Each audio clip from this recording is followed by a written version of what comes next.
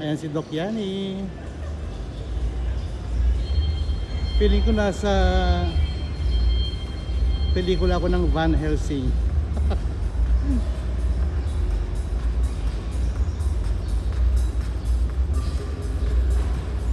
Sarado pa ang mga kainan, buti naman. Makakatipid. Alam mo, pambili yan.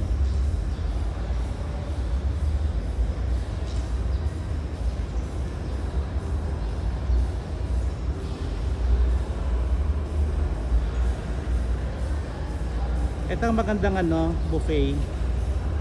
Ano, mag-buffet na ito. Masarap yan hanggang 10 AM ang breakfast nila. Mag-buffet niya tayo.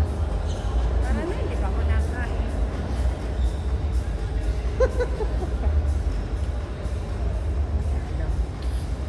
Ayan si Doc Hart.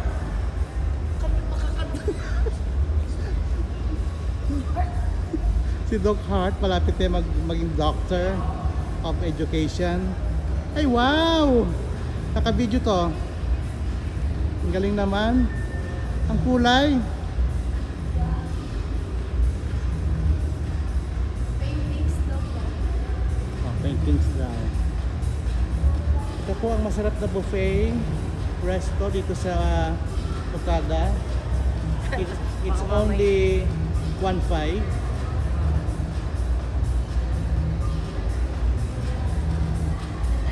Eat all you can.